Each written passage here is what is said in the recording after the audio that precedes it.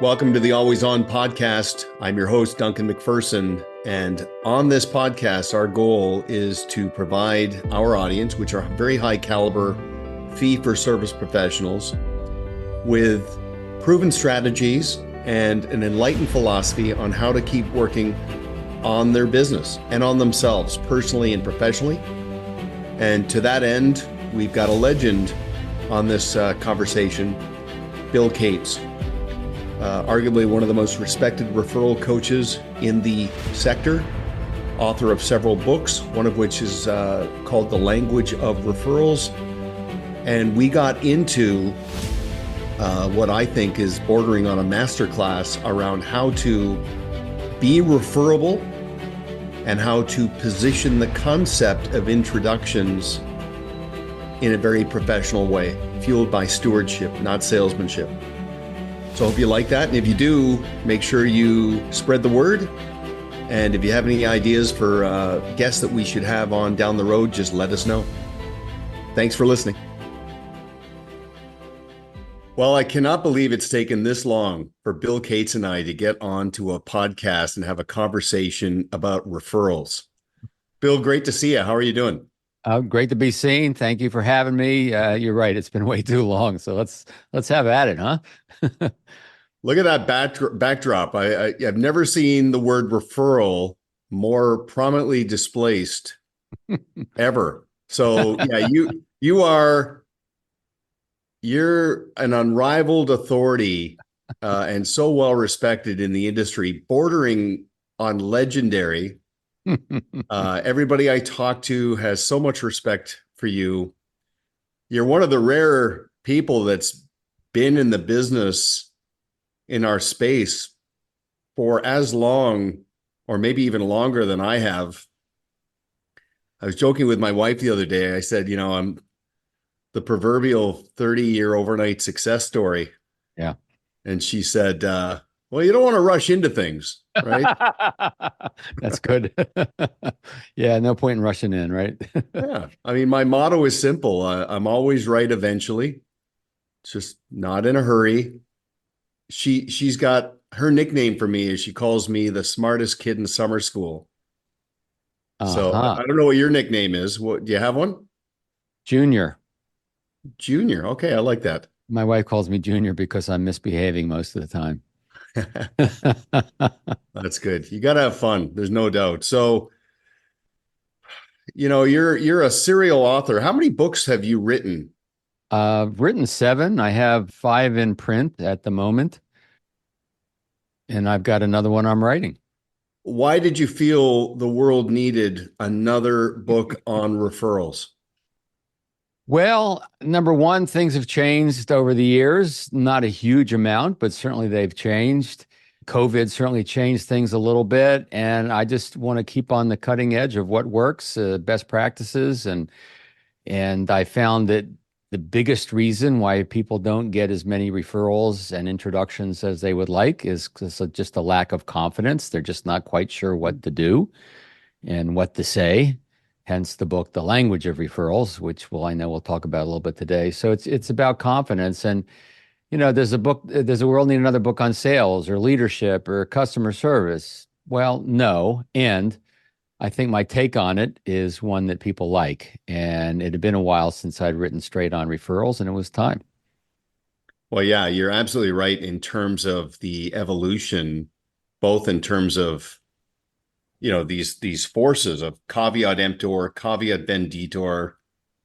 You've got to see your own business through your own perception, but also through the lens of the client and get their perspective. And that has evolved for all kinds of reasons. Yeah. We're like-minded on so many things. I too believe that the words matter. So is that what prompted ultimately the title, The Language of Referrals? Because my knee-jerk reaction when I see that title is, you'll provide for me a predictable set of scripting that I can personalize that will address some of those confidence issues. Safe to say? Couldn't have said it better myself. Confidence comes from having a path, a roadmap, a process, whatever word you wanted, and then practicing. It's It's the path or the process plus practice equals confidence, and then confidence plus action equals the results.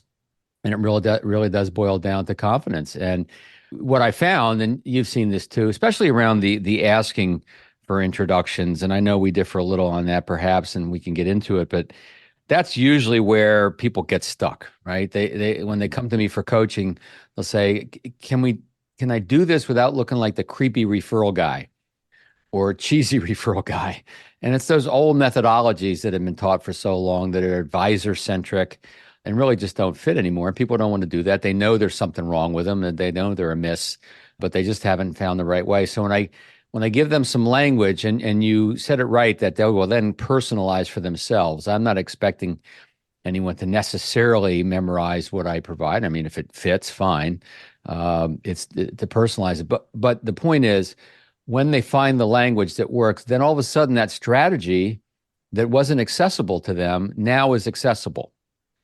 That asking for introductions where they never felt they could do it now becomes a possibility because they see a way, they see an approach that feels more natural than what they had been taught in the past. Okay, well, that's pretty perfect. And first of all, any distinction in terms of your approach, our approach, I think a lot of it might be semantics. I mean, there's so many different financial professionals out there with different worldviews and perspectives. Mhm. I mean, where we're completely in sync is just earn the right, Yes. be referable. Yes. That's the absolute foundation. And I'm sure you've met many financial professionals who focus so much on the cause, not so much on the effect. Just be referable, moral compass sky high, all the qualities you would ask for, dependable, predictable, admirable, to the point where they don't even go there. They don't even talk about referrals, and yet they attract them Yes. because clients feel they're doing a friend a disservice by not making the introduction. And I know that's at the core of the language of referrals is be referable, right? It is. It's part two of the book. Part one of the book is the mindset, the thinking, the inner language, if you will, the self-talk that we have around this that often gets in our way. But the part two is, the language of becoming super referable. And you're right. Is it possible to build a successful business without asking for referrals or introductions? And the answer is yes, of course it is. And all the things that you talked about and more, the great experiences that clients go through with you. And, to become, a remarkable means worthy of remark, right? So you provide and create a relationship that's worthy of remark to others. The place where it sometimes disconnects, if you will, or it doesn't work for some folks is sometimes they're not always getting the right type of referrals and introductions. Mm-hmm. The unsolicited don't always fit their book of business. And sometimes they'll take people on out of a sense of obligation for the source, which I think can sometimes be a mistake. If it's a close family member, part of the household, if you will, then of course it makes sense. But you don't want to take someone on just because someone introduced you to them if it's not a good match, because you're not the right advisor for them, right? So sometimes it's a quality of who they get introduced to issue. And what I found mostly, and of course there are always exceptions to all of this, becoming highly referable, creating great relationships, great experiences, and all the things that you mentioned will create at least incremental growth. We should all be getting some of these without asking, just because we're doing good work for people. But to create that exponential growth, that multiplier effect, or sometimes I just liken it to compound interest. It's compounding of our client base, right? Then a level of proactivity becomes, in my book, pretty important. The proactivity can be simple, could be just teaching clients who you serve the best, how to recognize someone who might want to seek your advice. We're not really asking directly, but we're educating them a little bit. I mean, the last thing we want is our clients to wonder if we're taking on new people, right? We don't want to hear, are you still taking on new people, right? If you are, then make sure you let them know that you are. So there's that. That's actually part 3 of the book, sorry, which is the language of encouraging and promoting introductions. And that's before we ask. Mhm. And then if we ask, and if we ask in the right way, then it's a little bit of a turbocharger to the process. Okay, you covered a lot of ground there. Right up front, I am stealing that position on remarkable. Well, Um, fine, because I stole it from someone else somewhere along the way. So just like money through the universe, it flows. So do things like that. well, and I often joke about I've got this rule of three. The first time I hear something, Mhm. I'll give the originator credit, even if they're a conduit. I'll say, it's like Bill says, be remarkable. Second time, I'll be like, it's like somebody said. Third time, it's like I've always said, like it just becomes mine after a while. So yeah. Okay, so breaking some of what you talked about down, I have found, first of all, advisors when they're behind the curtain, hypothesizing, theoretically going through the concept, the study of referability, the Mhm. language, all of it. It's so different. The energy is so different than the moment of truth when they're actually in front of a client or a strategic partner. And then they have to, actually let the rubber hit the road. And when they can feel their tension building at that moment of truth, they just pull the chute and they just don't go there. So have Yeah. you managed to crack that code and in that confidence pace between theory and deployment? Crack the code? I don't know. I'd probably be retired if I cracked it totally. But I do have a few thoughts on the topic. I think what stops people, what stops them in their tracks when they know what they want to say, they know how they want to say it, and then push comes to shove, they can't do it. Again, it is a lack of confidence, but there's sometimes more to it there. There's a fear. There's a fear that they're somehow going to hurt the relationship, come across as pushy or needy, unsuccessful. A lot of that head trash that I cover in part one around the inner language around that. So here is the closest thing that I've found to cracking through all that. All right. And it's nothing anyone hasn't heard already, but let me put a little exclamation point on it. And that is, it has to come from you truly believing in the value that you bring to people. It has to come from that place. It has to come from that place of your client's willingness to pay it forward to others. If you feel it, that it's all about you, then you won't do it. You haven't made that shift in your brain yet. So let me give you an example. Al Fox is a gentleman I coached for a long time. I think he's up to about 3 billion assets under management now. When I met him, he was at about 300 million, still pretty decent. But here's where he was stuck. He was stuck in it's all about me. If I ask for referrals, if I ask for introductions. And by the way, Duncan, let me just ask you to remind me later to talk about the distinction between referrals and introductions, because people are Yeah. hearing me say that word kind of interchangeably. Anyway, so he saw the whole process all about him, the way he'd been taught. I get paid in 2 ways or 3 ways, and I'm trying to build my business. I could use your help, all of that stuff we've all heard. And he just couldn't get past that. And it was this little switch inside his brain just flipped and realized, no, let's make it about the value. Let's make it about the people. They see the value in the work I do. Clearly, my value is worth sharing because other people are sharing it unsolicited. So that shift is all he had to do is that little shift. And I know, theoretically it sounds easy, but I know that a lot of folks, I think in some respects, don't fully believe that yet. And I mean, I was doing a program, an in-person program, and a gentleman had been in business for probably about 20, 22 years. We're walking to lunch together after my session. He says, Bill, I've been in this business for 20 years, and I still sometimes wonder about the value I bring to my clients. And I'm thinking to myself, well, I'm sure glad I'm not his client, right? So, and when you bring that great value and create those great experiences and you become more referable, everything gets easier anyway. It's got to come from that. So that's where it is. It's like, let me give you some language around this, right? Since we're talking about that. Duncan, it's great that George recommended we get together. I'm glad you're seeing the value of what we're doing. About a year ago, as you know, he and I chatted about who else should know about the work I do, who should at least be aware of what I do, and he thought of you. And I was wondering if we could talk about who's next. Who do we pay this forward to next? It could be as simple as that, right? I mean, is that going to hurt my relationship with you? Of course not. You might say, well, let me give it some thought. That's probably the worst thing that's going to happen. But I certainly have at least planted the seed. Now I'm open, right? So it really can be very simple. Well, first of all, you're right. I've met many advisors who have this sort of lingering, unspoken, even self-doubt. And I respect it because it's ultimately humility, where they don't believe their own hype. They don't have this air of self-importance, so they're not sanctimonious.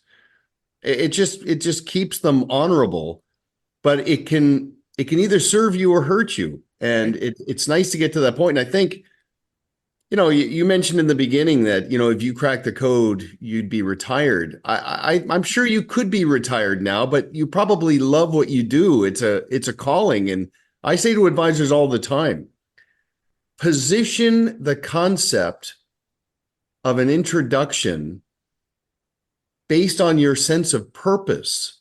Yes. Not, back to cause and effect, be at peace with any outcomes.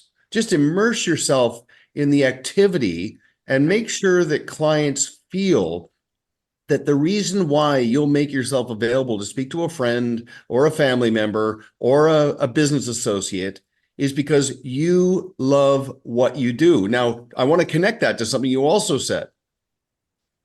You can thread the needle around being referable and converting referability to referrals and maintain professional scarcity. Mm-hmm. Yes. By removing the mystery for people so that they know this is not about who you're looking for. It's about who you're suited for.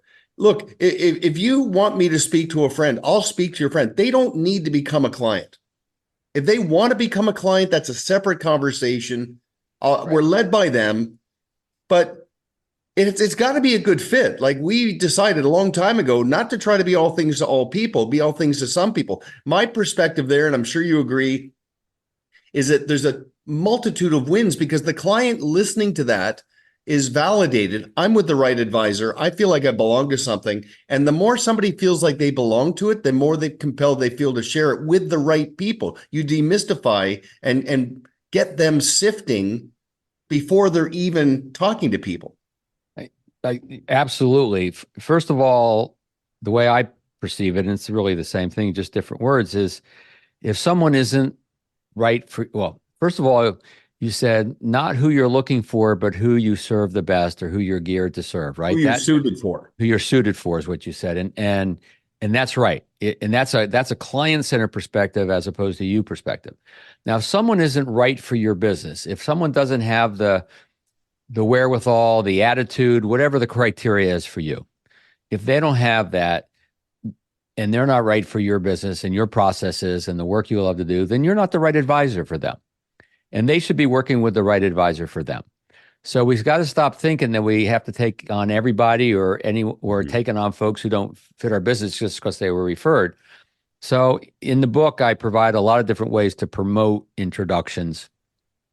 And a simple one is never too busy to see if I can be a resource for other people you care about. Love that. And the magic words are to see, right? Now, if you're brand new in the business, anybody brand new, all right, you can take those words out, right? Never too busy to work with or meet with or see. But for most, never too busy to see if I can be a resource. Happy to chat with them. Happy to, if I'm not the right advisor for them, maybe I can find the right one for them or at least send them off in the right direction.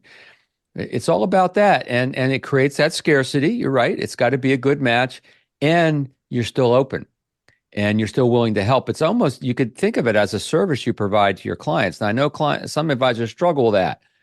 It's a service I provide to my clients, asking for them for refer. Well, yeah, because they know people who aren't doing this work. And, they know people who are getting bad advice, incomplete advice, no advice. And so I say to advisors, everyone listening, there's hardly a person on this planet that you couldn't sit down with and help in some way. Maybe just through some questions you ask. and send them off in the right direction, right? So let's let it all come from there. So let me make that distinction between referral and introduction. Let's think of the word referral these days for internal use only, not to be shared with public, right? That's the compliance disclaimer. When you're with a prospect, a client, a center of influence, anyone who has ability to connect you with someone, use the word introductions. Why? Because that's what has changed a little bit over the years, is we do need to get connected now. There was a time when you could say, Duncan, you could say, call George, use my name. And I'd call George and he'd actually pick up the phone and he'd say, oh, what did Duncan have to say? And it doesn't work so much anymore and so well, right? So let's use the word that represents what we want, which is the introduction, the connection. So that's why you're hearing me use both words kind of interchangeably. So somebody was interviewing me the other day and asked me, all right, Bill, introductions, great, makes sense. So why'd you call the book Language of Referrals? Well, so here's a marketing lesson, right? One principle in marketing is that you always want to use terms, concepts, words that are already in the brain of the audience of that message. When you introduce a term that they're not familiar with or a concept, then it can confuse them. It stops them, the fluidity of their thinking. Now, I'm not saying you can't do that. Sometimes you can, but you got to be careful about cleverness and creativity getting in the way of clarity. And so when I say the language of referrals, people immediately know what I mean, even though I'm going to make the case for using the word introductions. So it's a marketing thing. You use the word that people get, understand, they're attracted to, and then you can go a little deeper and define what you mean by that. For instance, the word fiduciary. Most people don't know what fiduciary means. People are banding it around, like everybody knows what it is. Fisher Investments on there. No, we don't do that. We're a fiduciary. Okay, so what? It sounds fancy, right? So whenever you use a word, a term that isn't already fluid in the brain of the receiver, define it immediately. Yeah. Right. So that's hence referrals, introductions, etc. I get it. And you're right. I mean, so many people kill their marketing and branding strategy and complexity. There's such a huge distinction, not just talking in terms of what you do, but what your value does and how that aligns with what somebody wants. And most financial advisors want a higher quality and quantity of referrals. The reason why I like it, how you buffered that with the word language, is that speaks to the stewardship, the professionalism, the positioning, not pitching. Right. Now, I do want to ask you about how this impacts strategic partners in a second. But I want to mention something to you. You and I have not talked about this before. This is something that I've seen emerge in the last few years. It's counterintuitive, but back to the whole professional scarcity and who you're suited for. And we've seen many advisors who have gone through a very high road professional approach to right sizing. Okay. Where they literally talk to their clients and look, they'd say, I just want to let you know, we've made a pretty substantial decision. We engaged with a coach and we've made this decision to actually grow our business down. We've got basically 300 clients today. And by the end of this year, we're going to have 75 clients. We're not going to be all things to all people. It's because we've got clients whose needs are so complex and evolving very, very quickly. We need to manage our bandwidth, our capacity, so we can get out in front of and address those evolving needs. Now, of course, when an advisor says that to a client, the number one reaction is, did I make the cut? Exactly. And of course, the advisor's like, yes, of course you did. You're our ideal client. Your interests now and in the future align with our expertise and our process. We are going to go through a very respectful exercise where we're going to assign a certain group of our clients to a protege and to another firm where we think the fit is better. But just, I want you to know going forward, I can't wait to show you how we're going to elevate the client experience and get out in front of your evolving needs over the coming years. Right. When that seed's planted, it activates another level of advocacy, not immediately, but it lands in such a compelling way. So I would like your take on that. And then I'd like your take on, we all know, based on the whole premise of MVPs, your most valuable prospects are the friends and family members of your favorite clients. Let them convince people on your behalf. Your second best MVP are the clients of strategic partners, other influencers, accountants, lawyers, and other service providers. Right. So I would like your perspective on how your philosophy and your process applies to those influencers as well. Sure. A lot to unpack. First of all, whenever we make a decision about how we're going to run our business, and we're going to communicate that to our clients, and it could be as dramatic as what you represented there, or it could be even not so dramatic.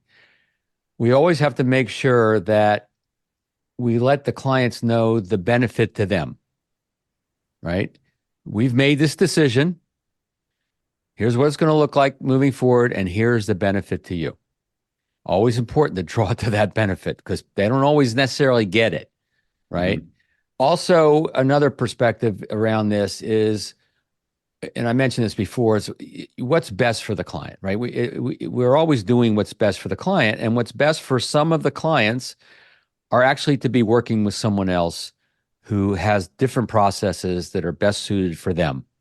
Yeah. And so a little bit about that. And the last thing before we get to the partners is, this is a perfect time, whether you do it at this time or maybe the next time you get together, you educate your clients on that criteria, right? First of all, they love making the cut, right? They love being an ideal client, the A+ client, whatever. Most of them do, at least. And, it feeds the ego. It's okay.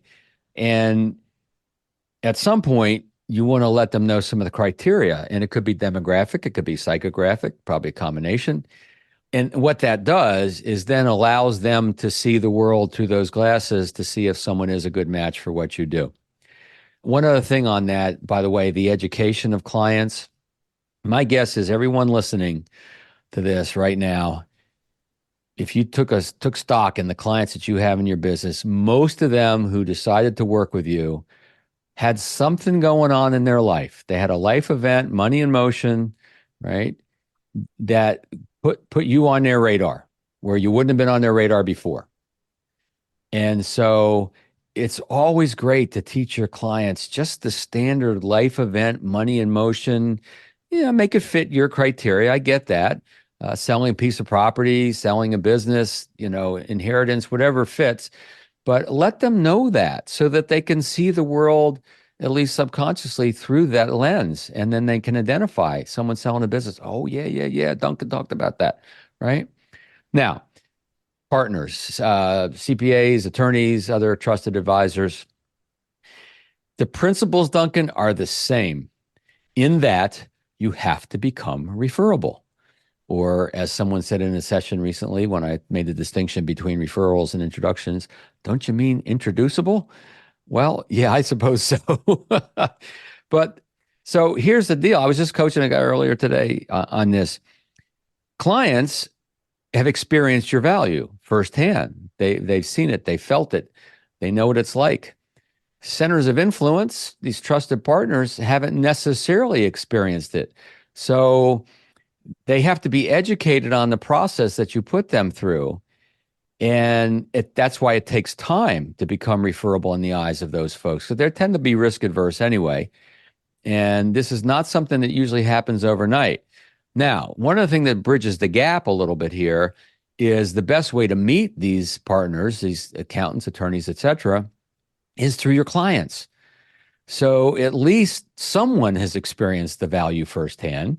And so that adds to the borrowed trust. It elevates the place you're starting from to begin with.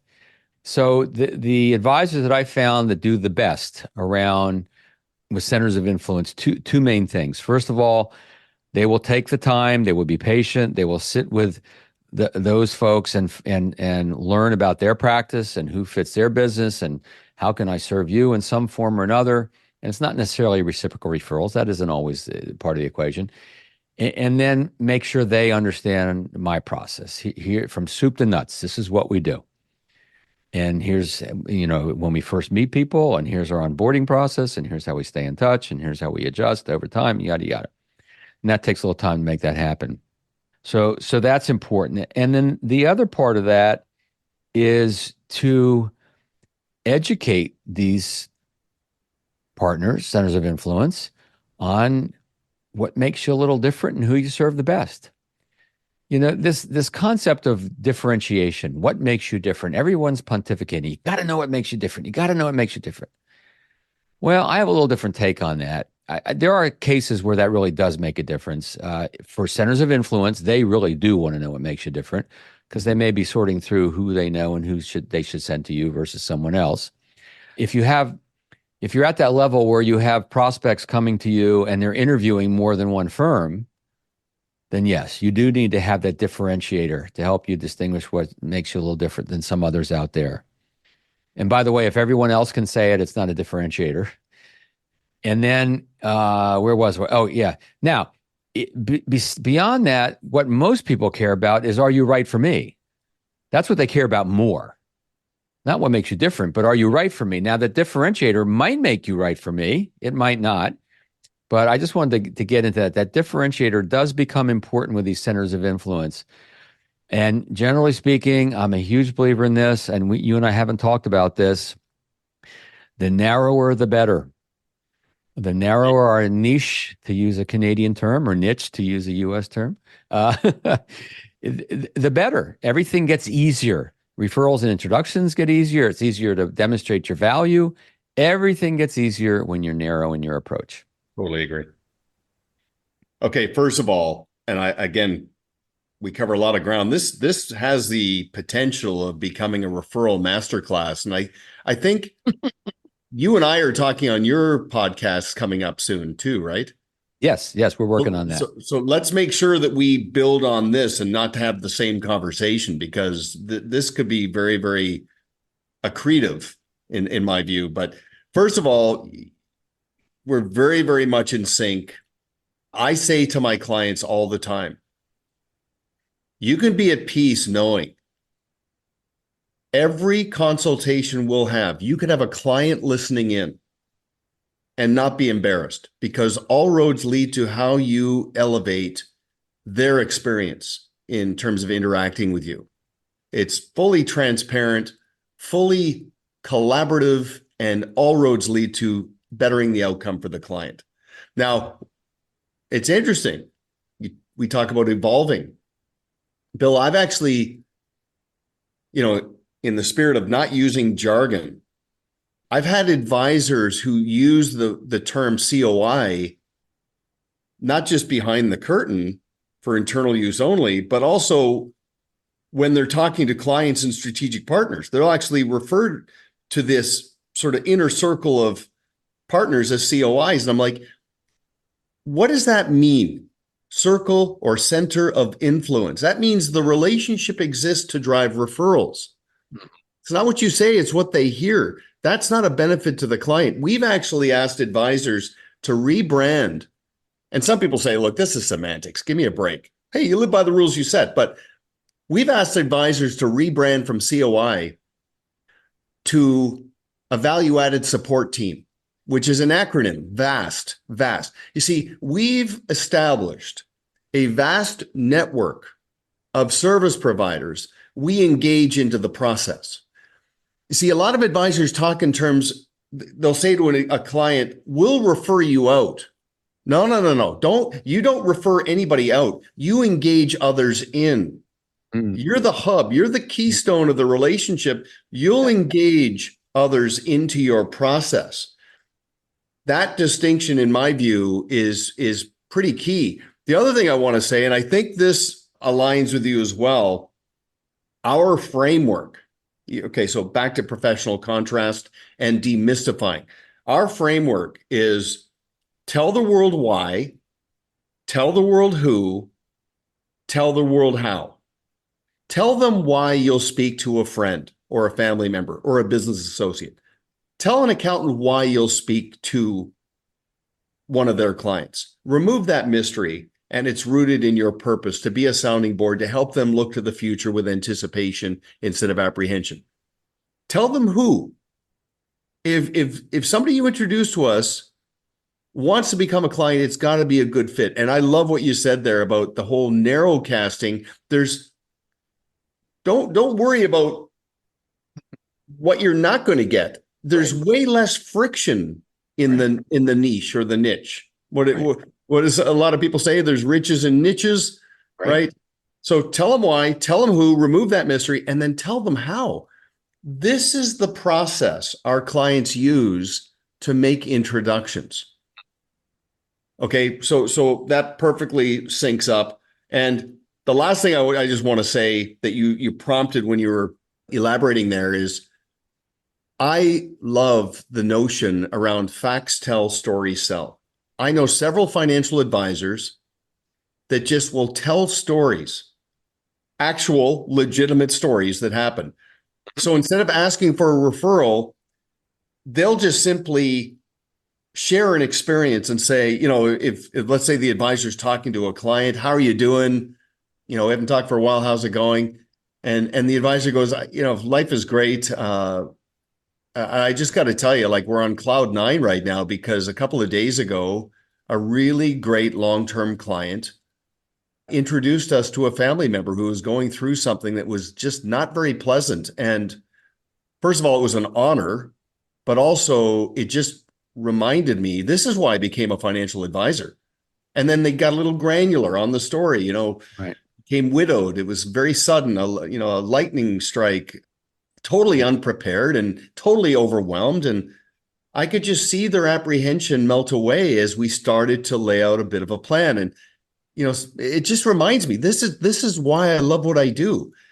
Nowhere are they asking for a referral. They're just investing a previous experience into how they're perceived and described. So why, who, how, I'd love your take on that. And I've got a few other questions for you. I think we could probably go for another couple hours, but I've got a couple more questions for you, but I'd like your take on some of that. Yeah, I mean, I agree totally. There's something you said there. Here's the process our clients use to introduce us. That's a line, if you will, that could go in the language of referrals because it's something that you can remember and use and repeat. One of the phrases at the end of the book, I have a little section I call it power phrases. It's one of them, my favorite. Let me just, before I get into where I was going to go, I'll deviate here. My favorite one of all phrases I've ever learned in my entire life. You ready for this? Drum roll, please. 3 words. Tell me more. Anytime a client is telling you about something, just tell me more. Anytime you're at an event with friends, family, colleagues, and they're telling you a story about their trip to Hawaii, whatever, tell me more. Someone has an objection to an idea, whether it's introductions or something else that you're suggesting. Tell me more. That's one of the power phrases. Right. Okay, I got to pounce on that for just a second. Hold that thought just for a second, because that is so subtle and yet so profound. I think the lost art is, and this is, a soundbite, but the lost art is the more you emphasize being interested as opposed to trying to be interesting, you become more referable. Yep, absolutely. Yeah. So the phrase I was getting to is, here's what I found works the best. Everyone likes to know what works the best, right? So if you say, you've mentioned your sister and brother-in-law a few times, assuming we come up with an approach that feels comfortable for everybody, would you be open to introducing me to them? Can we chat about that? First of all, it's not going to hurt any relationship, right? They'll either be open or not, doesn't matter. And if they say, yeah, what do you have in mind? Well, here's what I found works the best. And now they may not want to do what you suggest, but it's good to have your favorite way. It's good to have a way that you know works pretty well most of the time, but being flexible. Because here's what's going on. If I could draw a Venn diagram, here's what's going on in this introduction process. Your clients, your introducers, your partners, your vast team members, as you said, they want to protect their relationships. That's their prime directive here, right? Protect my relationships. Make sure this is comfortable for everybody. Now, you respect that for sure. And your prime directive is, how do I create a good connection, right? How do I get connected in a way that's relevant and will spark their interest and maybe earn the right to a Zoom call or an appointment? And so, where those two come together is, here's what works the best. Let's collaborate. Let's talk about, let's brainstorm, whatever word you want to use, on how to make this approach comfortable for everybody. And, if we're lucky, Duncan, we'll spark their interest in hearing from me. So we want it comfortable and we want it to work. And so here's what I found works the best, is one of the power phrases near the end of the book. The words matter. And the words matter for a couple reasons. The words matter for ourselves because we need to find the words that we can say. And so, for instance, when I talk about asking for introductions, I often use the word brainstorm. Let's brainstorm a little bit. And I've been doing this for 30 years, and I know a lot of advisors don't feel comfortable using that word, which means they shouldn't use it, right? They can say explore, think about, put our heads together, collaborate, whatever word represents the dynamic of what we're trying to create here. No pressure, we're just brainstorming. So they matter to us, and they also matter on how they land on other folks. And we never know exactly how our words are going to land on other people, because what it means to me may not be the same as what it means to you. That's why it's always important to check in and to make sure expectations are matching and that we really are indeed talking about the same thing. Because when expectations mismatch, we know that can hurt the relationship, if not kill the relationship. Well, and my takeaway from that is, and this is proven time and time again, I mean, there are a lot of speakers on referrals, and it's trying to be pretty slick. The most consistently attractive advisors are folksy and authentic. Yeah, yeah. They're not trying to be too esoteric and, even just saying like, here's what works best. I mean, what I hear if I'm a client is that this isn't something new. This is what other people are doing. Right. Therefore, it must be real and it must be safe, because this is something, and I'm sure you're hammering the same thing, is that I just keep reminding advisors, look, unless and until I know exactly how referring my friend to you will ultimately come back to reflect on me, I'm not going there. Oh, yeah. Yeah. Can I talk about that? Of course. Yeah. I address this in the book. The two main reasons why advisory clients don't give referrals, and there's probably others, but the two big ones are they're not sure how you would handle it, what it would look like. So it's an unknown. So it could be a perceived risk. Now, that's not true for all clients, but a lot of them do feel that way. And the other is the confidentiality. And so, especially with and quite often with close friends and family members, it's like they don't want those people to know what they have or don't have. And so in the book, one of the ways I talk about how to promote the possibility of introductions, it'll go like this. So since the book is Language of Referrals, let me give you some language. And it'll go like this. Duncan, a lot of our clients like to introduce the work we do to others. And I just thought if that opportunity ever presented itself to you, it would be good for you to know how we'd handle it, what it would look like, so you'd feel comfortable. First of all, the work we do is completely confidential. They will never learn about your financial situation from me, and vice versa. Even with family and close friends, we can't cross that line. Second of all, we handle this sort of thing with great care, meaning I'm not going to call people from out of the blue and surprise them and make them wonder, why did Duncan get my name out to this person? Nobody likes to get that kind of call anymore. I like to work through introductions. And what I mean by that is if you think of someone, let's chat. Let's come up with an approach that feels comfortable to you and will feel comfortable to them. And, if we're lucky, we'll spark their interest in talking to me. But whatever we do, we're going to make sure it feels right for everybody. How does that sound, right? A little finishing. And they'll go, sounds great. You're not really asking straight out. So it's an easy yes, but you've planted a really, really important seed. Now you've handled the two of the big objections. So some of the things that you've shared and some of the things that I shared, it's not really asking. It's from the way I see it, it's culture building.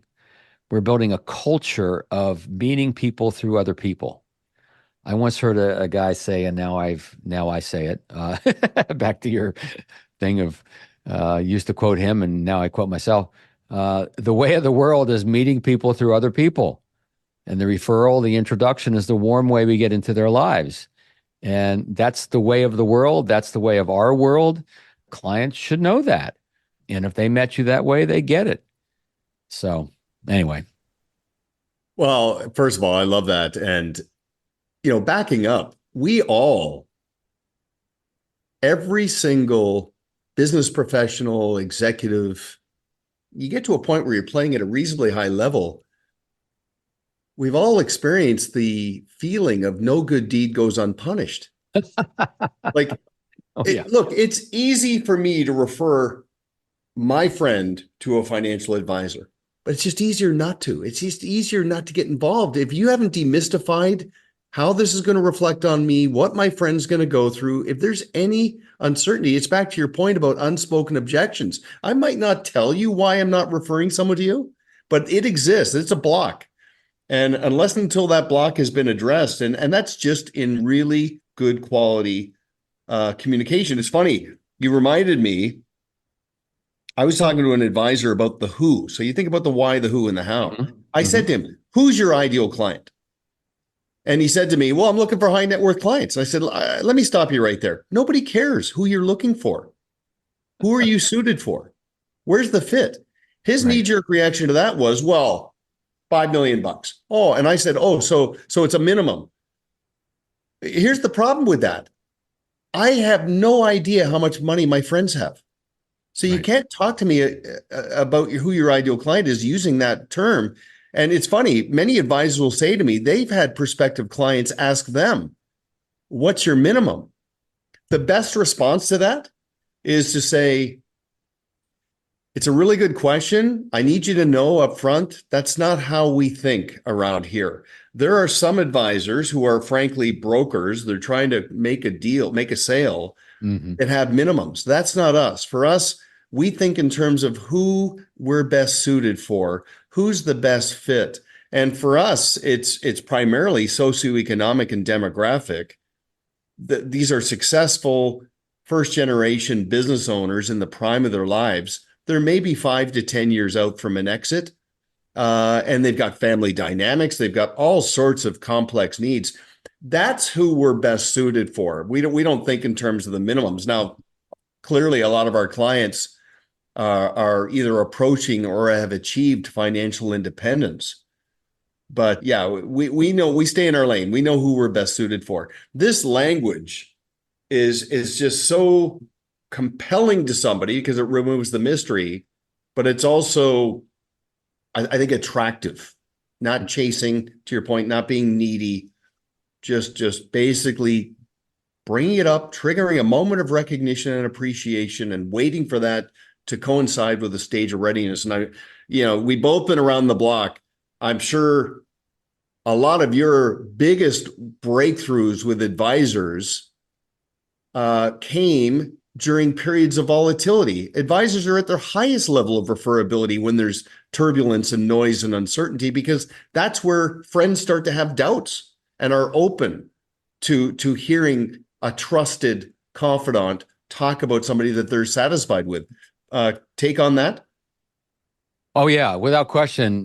When there's volatility or just a down market in general, as long as you are not the one hiding under your desk, right? As long as you are comfortable having the uncomfortable conversations and all of that, then yeah, you will stand out, because Look, people say people don't talk about money. Well, yeah, some people don't, and some people do, right? I mean, I have a group of buddies I play golf with, I hang out with. We talk about money. We know how much each guy has, and that. So people do talk about this sort of thing. Don't think they don't. And Or they're talking about things related to money. They're talking yes, about yes, geopolitical issues. They're talking about crypto, and they're talking about precious metals, and they're talking about Nvidia and whatever AI.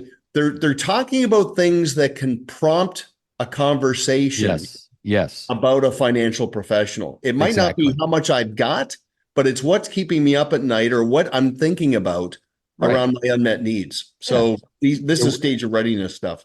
Exactly. And then so you're one of your clients says, well, my guy says, oh, I haven't even heard from my guy in the last 3 months. You meet with your guy quarterly, really? Guy, gal, right?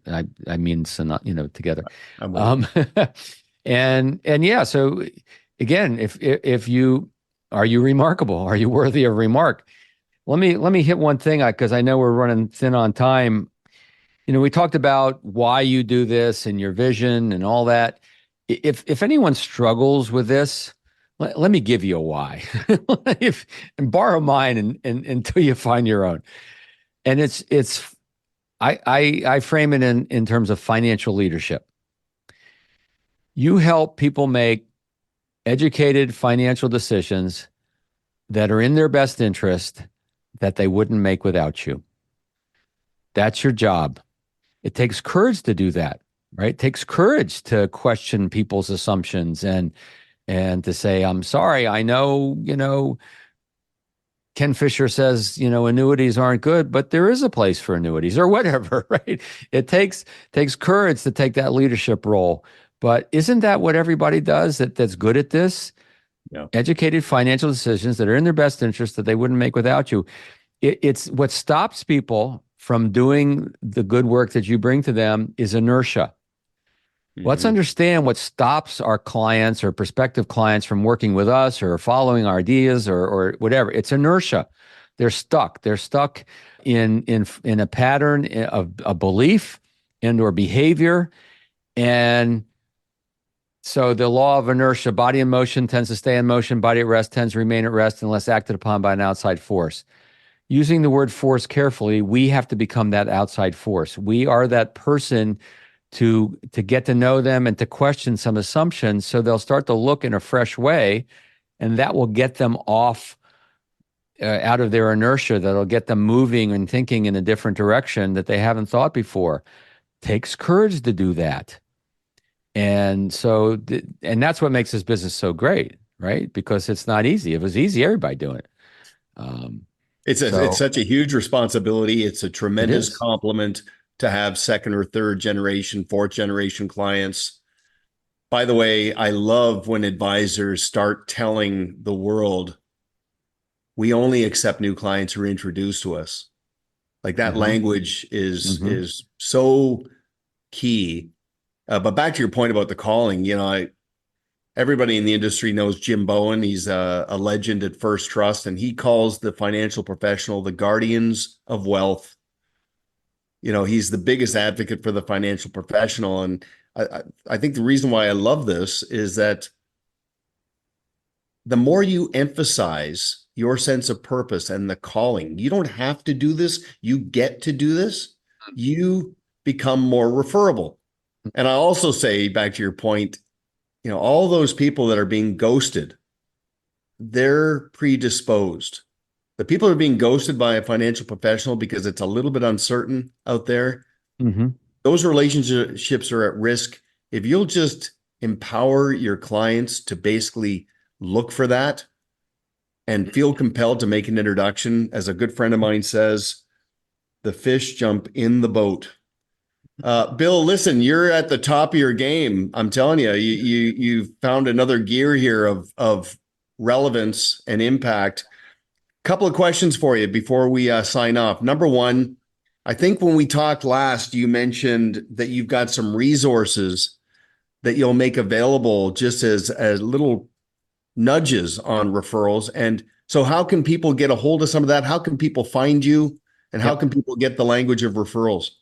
Sure. Thank you. Languageofreferrals.com, languageofreferrals.com. There's a fun little video there, and it describes what's in the book. And from there, it connects you with Amazon. If you're in Canada, make sure you go to amazon.ca. But it's there. It's in Audible. It's in paperback. It's in ebook. Another place to go, two more places. One is my podcast, which you will be on in not too distant future. I've interviewed so many effective, successful, articulate folks around what they're doing in their practice that's working for them, from targeting niche markets to client events to just all kinds of things. And that's topadvisorpodcast.com, topadvisorpodcast.com. And then the final thing, we have a lot of free resources. If you go to referralcoach.com/resources, referralcoach.com/resources, a lot of videos and guides and checklists. I like to say free, but valuable, right? I always lead. I always save my best for first. I'm always leading with value. Money follows value. And so that's what that page is all about. Yeah, terrific. And you know what? Ultimately, giving starts the receiving process. We all know how content marketing works and helps you test the waters and feel if there's a good sync, and then you can go deeper if you see the merit. But listen, this is terrific. Exceeded my expectations. I appreciate your time. I've got a quick question for you. I'm curious, if you don't mind me asking, the story on the flag behind you that's encased there. That's my dad. My dad served in World War II. He was D-Day 6, so the 6th day of D-Day he went over. Met my mom in England. My mom ran a Red Cross social club. She was the outgoing of the two. My father was the analytical statistician, but they met in England. And so yeah, my dad and mom are buried in Arlington Cemetery in Washington, D.C., or near Washington, D.C.